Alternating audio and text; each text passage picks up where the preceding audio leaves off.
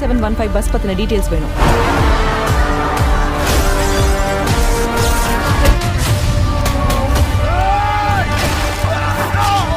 Welcome to my channel. இன்னைக்கு இந்த வீடியோவில் தரமான 5 கிரைம் த்ரில்லர் படங்களை பற்றி தான் பார்க்க போகிறோம். இந்த 5 படங்களும் தமிழ் டப்பிங்லேயே அவைலபிளாக இருக்குது. சரி, ஓடிடியில் போய் பார்க்கணுமான்னு கேட்டிங்கன்னா அதுக்கான அவசியமே கிடையாது. ஏன்னா நான் சொல்ல போகிற 5 படமும் யூடியூப்லேயே ஃப்ரீயாக அவைலபிளாக இருக்குது.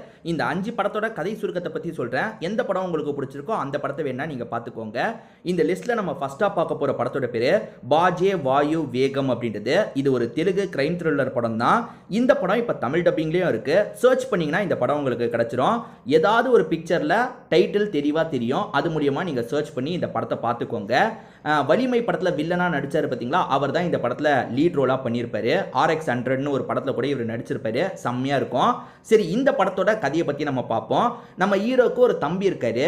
இவங்க 2 பேருமே கிராமத்தை சேர்ந்தவங்களா இருப்பாங்க.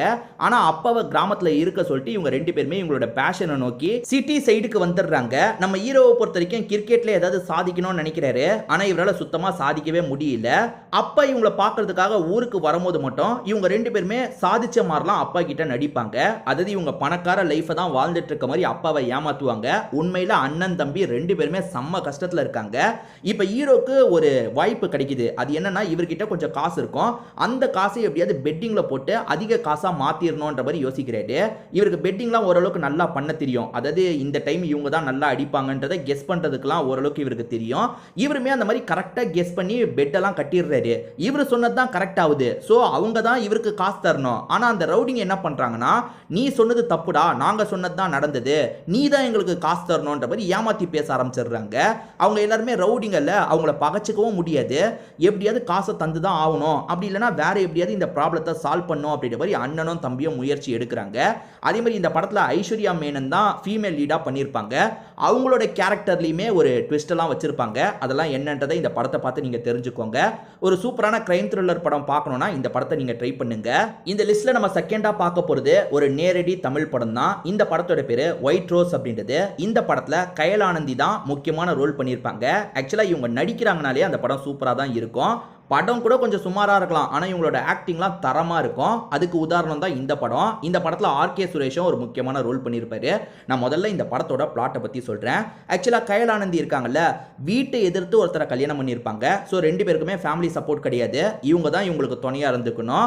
ஹஸ்பண்ட் பிசினஸ் பண்றதுக்காக ஒருத்தர் கிட்ட கை நீட்டி நிறைய காசெல்லாம் வாங்கிடுறாரு. இவங்களுக்கு ஒரு பொண்ணு இருக்கா, சந்தோஷமா இவங்களோட லைஃப் போயிட்டு இருக்கு. திடீர்னு பார்த்தா ஒரு ஆக்சிடென்ட்ல இவங்களோட ஹஸ்பண்ட் இருக்காரு பாத்தீங்களா, இறந்து போயிடுறாரு. இப்போ பொண்ணும் இவங்களும் மட்டும்தான். அதே மாதிரி ஹஸ்பண்ட் நிறைய கடன் வாங்கினாருன்னு சொன்ன பாத்தீங்களா, அது இவங்க தலையில விழுந்துருது. கடன் தந்த நபர் இருக்கார்ல, சீக்கிரமா காசை தரணும், இல்லனா பெரிய பிரச்சனை ஆயிடும் அப்படின்ற மாதிரிலாம் மிரட்டுறாரு. இவங்களுக்கும் என்ன பண்றதுன்னு தெரியல. நிறைய வேலைலாம் தேடிட்டு இருக்காங்க, எதுவும் செட் ஆக மாட்டேங்குது. அப்பதான் ஒரு பொண்ணு, அந்த மாதிரி வேலை பார்த்தனா ஈஸியா கடனை அடைச்சிடலான்ற மாதிரி சொல்றாங்க. இவங்களுக்கு விருப்பம் இல்லை, ஆனா ஒரு ஸ்டேஜ்ல பண்ணி தான் ஆகணும்ன்ற மாதிரி இவங்களுமே விலை மாதுவா ஒரு வீட்டுக்கு வராங்க. அவர் புக் பண்ணியிருப்பாரு, அதனால வீட்டுக்கு வராங்க.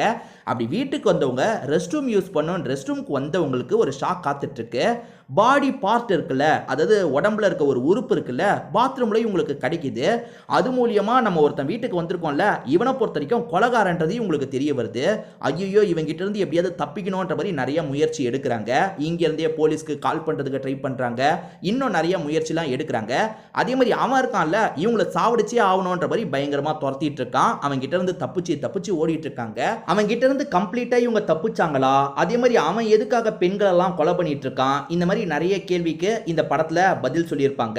இது வரைக்கும் இந்த படத்தை பார்க்காம இருக்கீங்கன்னா ஒன்ஸ் இந்த படத்தை ட்ரை பண்ணி பாருங்க. இந்த லிஸ்ட்ல நம்ம 4ஆவதா பார்க்க போற படத்தோட பேரு ஷோ டைம் அப்படின்றது. ஆக்சுவலா இது ஒரு தெலுங்கு காமெடி த்ரில்லர் படம்னு சொல்லலாம். தமிழ்ல நூடுல்ஸ்னு ஒரு படம் வந்தது. உங்கள நிறைய பேருக்கு அந்த படம் வந்ததே தெரியாம கூட இருக்கலாம். ஹரிஷ் உத்தமன் தான் அந்த படத்துல லீடா பண்ணியிருப்பாரு. அந்த படத்தை டைரக்ட் பண்ணவர் அதே படத்தை ரீமேக் தெலுங்குல பண்ணாரு. அந்த படம் தான் ஷோ டைமா இருக்கும். இப்போ இந்த ஷோ டைம் படம் இருக்குல்ல, தமிழ் டப்பிங்லயே அவைலபிளா இருக்கு. தமிழ்ல நேரடியா நூடுல்ஸ் படத்தை பார்க்க முடிஞ்சா அந்த படத்தை கூட பாருங்க. அதை பார்க்க முடியலனா யூடியூப்லயே இந்த படம் ஃப்ரீயா இருக்கு. ஷோ டைம்ன்ற இந்த படத்தை பாருங்க. நவீன் சந்திரா தான் இந்த படத்துல லீட் ரோல் பண்ணியிருப்பாரு. இந்த படத்தோட கதை சுருக்கத்தை பத்தி நான் சொல்றேன். நவீன் சந்திராவை பொறுத்த வரைக்கும் வீட்டை எதிர்த்து தான் கல்யாணம் பண்ணியிருப்பாரு. ஒய்ஃபோட பேரண்ட்ஸ் எப்ப பேசுவாங்கன்ற மாதிரி ஒய்ஃப் ரொம்ப ஏங்கிட்டு இருக்காங்க. நவீன் சந்திரா ஒரு குடியிருப்புல தான் இருக்காரு. எல்லாருமே சேர்ந்த மாதிரி அந்தாக்ஷரி கேம் விளையாடிட்டு இருக்காங்க. நைட்டு நேரம் கொஞ்சம் சத்தம் போட்டு விளையாடிடுறாங்க. அந்த சைடில் ரவுண்ட்ஸ் வந்துட்டு இருக்க போலீஸ் இருக்கார்ல, இப்படிதான் சத்தம் போட்டு விளையாடிட்டு இருப்பீங்களா அப்படின்ற மாதிரி சத்தம் போடுறாரு. இவங்க எல்லாருமே என்ன சார் எங்க வீட்டில் தானே விளையாடுறோம், நாங்க பொது இடத்துல விளையாடுறோன்ற மாதிரி பதிலுக்கு சண்டை போடுறாங்க. கொஞ்சம் சின்னதாக கிளாஷ் மாதிரி ஏற்பட்டது. அந்த இன்ஸ்பெக்டருக்கும் நவீன் சந்திராவுக்கும் பிரச்சனை மாதிரி ஏற்பட்டது. இவங்களை ஏத்துக்காம இருந்த ஹீரோயினோட பேரண்ட்ஸ் ஏத்துக்கிறதுக்கு முடிவு பண்ணிடுறாங்க. சீக்கிரமே பேரண்ட்ஸ் இந்த இடத்துக்கு வர போறாங்க. எல்லாமே நல்லா போயிட்டு இருக்கும் போது என்ன ஆகுதுன்னு பார்த்தீங்கன்னா, இந்த ஒய்ஃப் தெரியாதனமா ஒருத்தனை சாவடிச்சிடுறாங்க. அவன் இவங்களோட செயினை பறிக்கிறதுக்காக வந்திருப்பான். இவங்க அட்டாக் பண்ணதுல அவன் செத்தே போயிடுறான். ஐயோ ஒய்ஃப் சாவடிச்சிட்டாலே, இந்த ஸ்டேஷன் இன்ஸ்பெக்டர் கிட்டயும் போக முடியாது. ஏன்னா ஏற்கனவே இன்ஸ்பெக்டர் கிட்ட நம்ம பிரச்சனை பண்ணி வச்சிருக்கோம். இதையே சாக்கா வச்சு நம்மளை லாக் பண்ண கூட வாய்ப்பு இருக்கு. அதனால இந்த விஷயத்தை மறைக்கணும். அதுக்கு ஒரு லாயர் கிட்ட ஹெல்ப் கேட்கலான்ற மாதிரி லாயர் கிட்ட ஹெல்ப் எல்லாம் கேட்கிறாரு. அதாவது ஒரு கொலையை மறைக்கிறதுக்கு இவங்க ட்ரை பண்றாங்க. அப்படி மறைக்கிறதுக்கு ட்ரை பண்றவங்களுக்கு என்னென்ன அதிர்ச்சிலாம் காத்துட்டு இருக்குன்னு சொல்றது தான் இந்த படத்தோட மீதி கதையா இருக்கும். காமெடி கலந்து தான் சொல்லியிருப்பாங்க. ஸோ ஒரு காமெடியான த்ரில்லர் படம் பார்க்கணும்னு நினைச்சீங்கன்னா இந்த படத்தை ட்ரை பண்ணி பாருங்க. இந்த லிஸ்ட்ல நம்ம அடுத்ததா பார்க்க போற படத்தோட பேரு டிக்டாக் அப்படின்றது.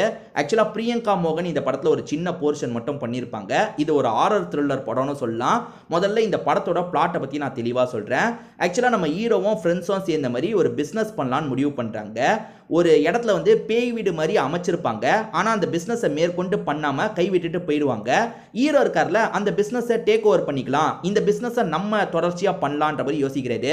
இவர் ஃப்ரெண்டு அதுக்கப்புறம் காதலி இவங்க 3 பேருமே சேர்ந்த மாதிரி அந்த பிஸ்னஸை மேற்கொண்டு பண்ணுறாங்க. ஒன்றும் இல்லை, ஒரு 100 ரூபா 200 ரூபா சார்ஜ் கொடுத்துட்டு உள்ளே வந்தால் பேய் மாதிரி இவங்க பயன்படுத்துறது தான் கான்செப்டாக இருக்கும்.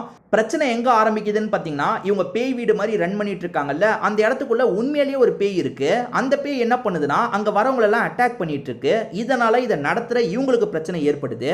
இங்க இருக்க பேய் யாரு, எதுக்காக அந்த பேய் இப்படி பண்ணுது அப்படின்ற மாதிரிலாம் யோசிக்கிறாங்க. அந்த பேய் இங்க இருக்க ஹீரோ உடம்புக்குள்ளலாம் பூர்றதுக்கு ட்ரை பண்ணுது. அந்த பேய் யாரு, இதை நம்ம கண்டுபிடிச்சே ஆகணுன்ற மாதிரி இவங்க விசாரணை பண்றாங்க. இதுக்கு முன்னாடி இந்த இடத்தை யார் ரன் பண்ணா அப்படின்ற மாதிரிலாம் விசாரணை பண்றாங்க. அப்படி விசாரணை பண்ணும் போது தான் பிரியங்கா மோகனோட பிளாஷ்பேக்லாம் வருது.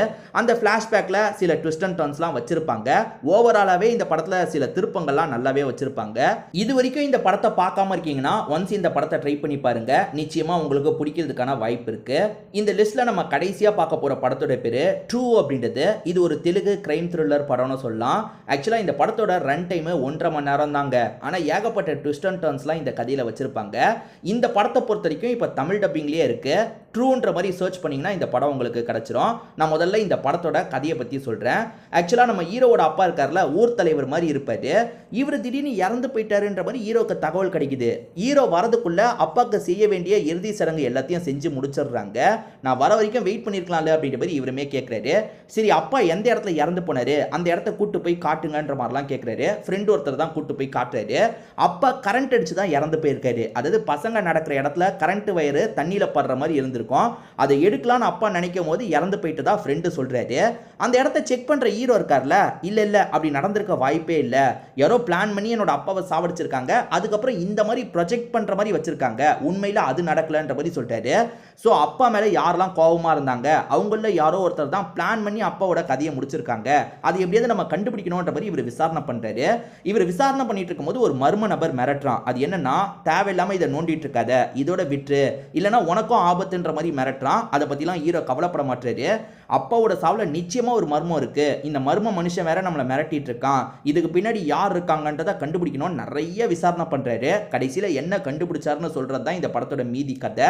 நான் ஏற்கனவே சொன்ன மாதிரி இந்த படத்துல ஏகப்பட்ட ட்விஸ்ட் அண்ட் டர்ன்ஸ் வச்சிருப்பாங்க. நிச்சயமா இந்த படம் உங்களுக்கு பிடிக்கும். இது வரைக்கும் இந்த படத்தை பார்க்காம இருக்கீங்கன்னா ட்ரை பண்ணி பாருங்க. இந்த லிஸ்ட்ல நான் 5 படங்களை பத்தி சொல்லியிருக்கேன் பாத்தீங்களா, இந்த 5 படங்களுமே நல்லா தான் இருக்கும். இல்ல ஏற்கனவே எந்தெந்த படங்களை நீங்க பார்த்திருக்கீங்க, எது உங்களுக்கு பிடிச்சது பிடிக்கலன்றதை கமெண்ட் செக்ஷன்ல சொல்லுங்க. வீடியோவை பார்க்குற மற்றவங்களுக்கு யூஸ்ஃபுல்லா இருக்கும். திரும்பி வேற ஒரு வீடியோல நம்ம மீட் பண்ணலாம்.